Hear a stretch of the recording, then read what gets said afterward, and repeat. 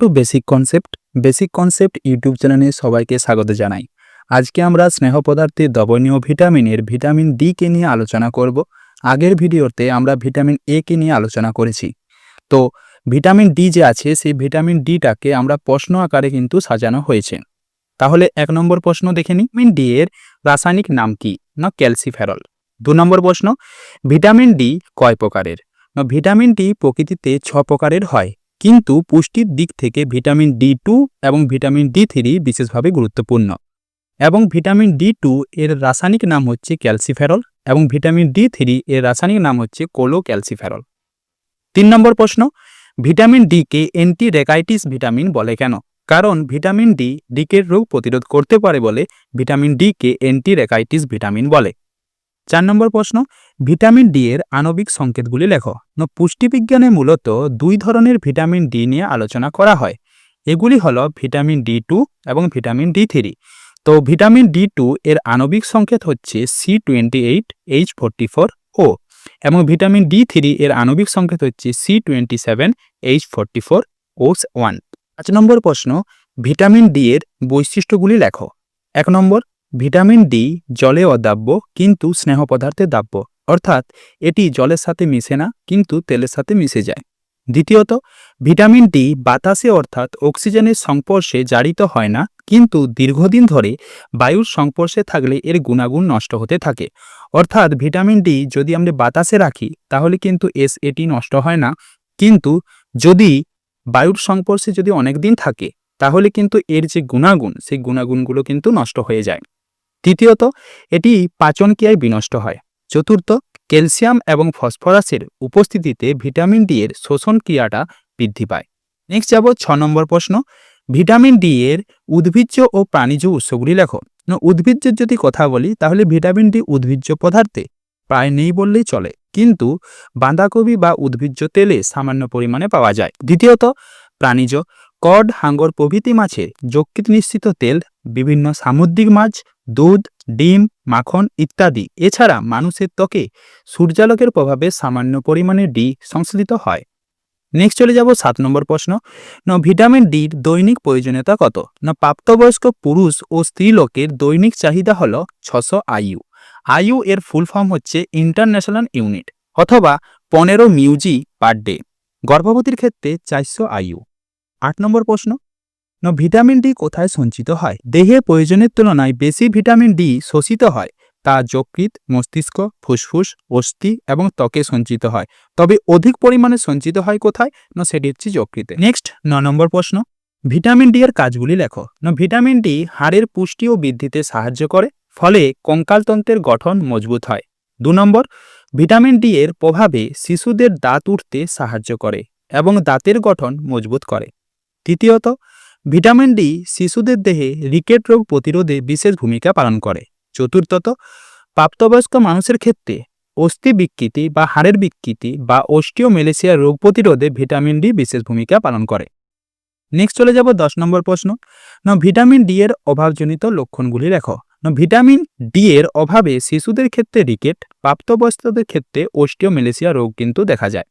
দ্বিতীয়ত, vitamin D এর অভাবে 6 মাস থেকে 12 বছরের বয়সে শিশুদের বৃদ্ধি ব্যাহত হয়, অস্থির গঠন ঠিক মতো হয় না, পেশির টান কমে যায়, পেশির খিঁচুনি বা টিটানি রোগ হয়, পাগুলো বেঁকে যায়, দাঁতের গঠনও ব্যাহত হয়।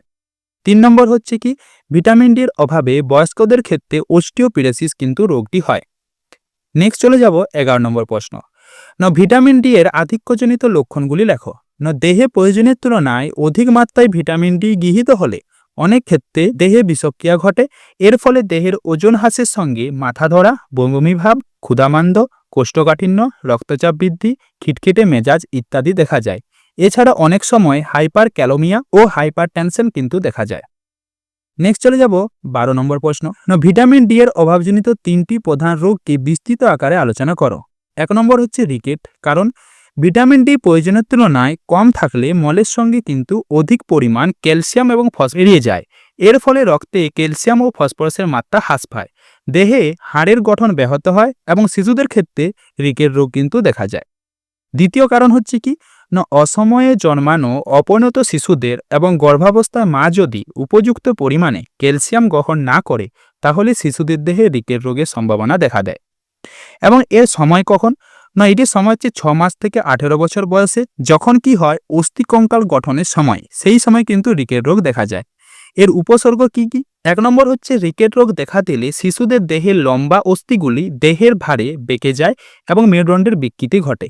দ্বিতীয়ত হচ্ছে রিকেটিক শিশুদের দাঁতের গঠন ঠিকমতো হয় না, দাঁত উঠতে সময় লাগে। তৃতীয়ত আক্রান্ত ব্যক্তির পা ধনুকের মতো বেঁকে যায়। চতুর্থত হাঁটু দুটি পরস্পরের কাছাকাছি আসে এবং ঠোকাঠুকি লেগে যায়, যেটাকে আমরা কিন্তু নকনি বলি। নম্বর পয়েন্ট হচ্ছে আক্রান্ত ব্যক্তি হামাগুড়ি দিয়ে স্থান পরিবর্তন করে। নম্বর রোগ হচ্ছে অস্টিওমেলেসিয়া।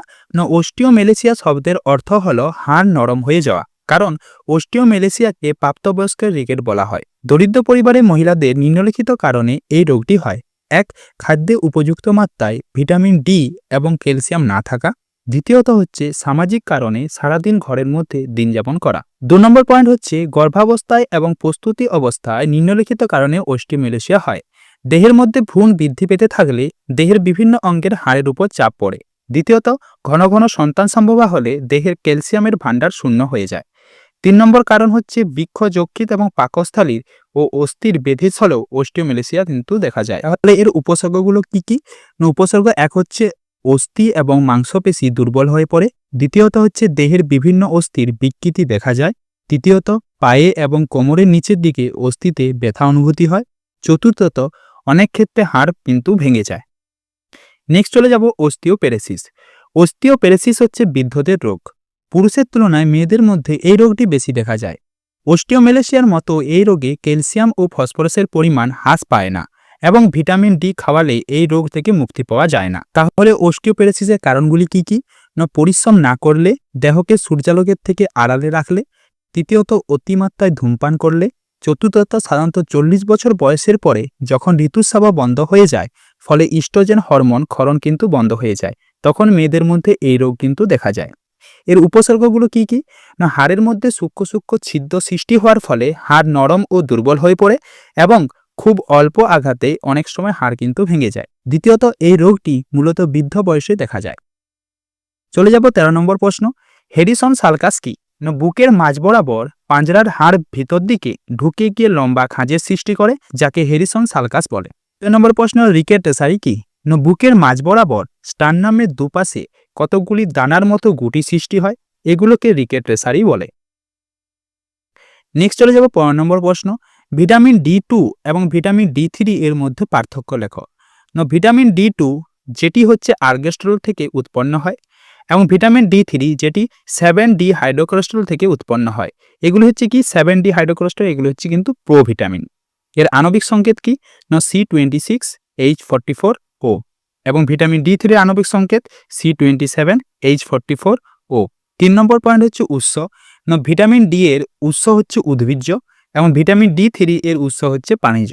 তাহলে আজকে এই পর্যন্তই। আমরা আজকে 1 থেকে 15 পর্যন্ত প্রশ্নগুলো নিয়ে আলোচনা করলাম। এই প্রশ্নগুলি কিন্তু খুবই গুরুত্ব, যেগুলো পরীক্ষায় বারবার এসে থাকে।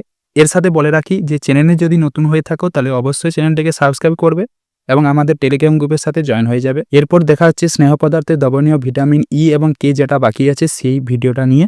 তাহলে আজকের ভিডিও এই পর্যন্ত, দেখা হচ্ছে নেক্সট ভিডিওতে। ধন্যবাদ।